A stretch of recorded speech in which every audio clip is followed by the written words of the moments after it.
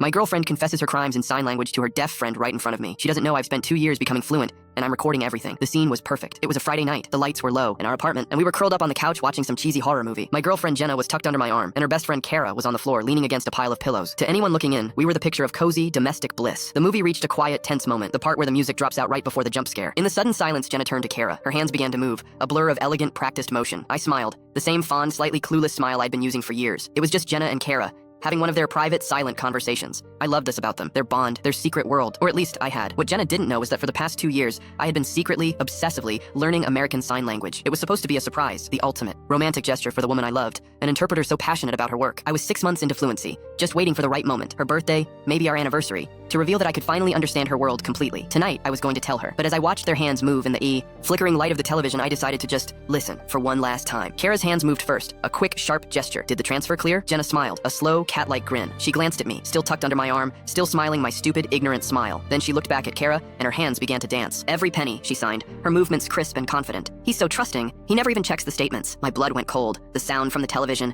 the actors' voices, the suspenseful music. It all just faded into a dull, distant roar. The only thing I could see, the only thing that was real, were their hands. Kara signed again, a triumphant little flourish. So the gala money is ours? Jenna's response was a masterpiece of casual cruelty. She laughed, a silent, mocking laugh that made her shoulders shake. Her hands formed the words that shattered my entire world. The charity account is our personal piggy bank, she signed, her expression smug. His mother would be rolling in her grave. His mother, my mother. The charity wasn't just my job, it was my mother's legacy. The foundation she had poured her heart and soul into before she died.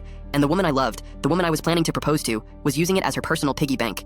And she was confessing to it all, right here, in front of my face, in a language she was so sure I could never understand. The jump scare in the movie finally came. Jenna and Kara both flinched, but I just sat there, frozen, the smile still plastered on my face, my world collapsing in total, horrifying silence. I met her 2 years ago, at one of the charity's annual community outreach events. My mother had just passed, and I was trying to fill her impossibly large shoes, fumbling my way through a speech she would have delivered with effortless grace. Jenna was on the side of the stage, interpreting for the deaf members of our community. I remember being captivated, not just by her beauty, but by her passion. Her hands weren't just translating words, they were telling a story, her face alive with an emotion that my own flat, nervous voice could never convey. She was incredible. After the event, I introduced myself. She told me about her work, about her best friend Kara, who had been deaf since birth. She spoke with such fierce advocacy, such dedication. I was completely smitten. A few months into our relationship, I decided I wanted to do more than just admire her world from the outside. I wanted to be a part of it. The idea came to me one night as I watched her and Kara having one of their silent, animated conversations. I wanted to understand. I wanted to be able to talk to Kara without Jenna having to play translator. I wanted to give Jenna the ultimate gift. So I started learning. It became my secret obsession. Every night after she went to sleep, I'd be in my office, the glow of my laptop screen illuminating my clumsy hands as I followed online ASL courses. My journey was a silent montage of frustration and small victories. Hours spent in front of a mirror,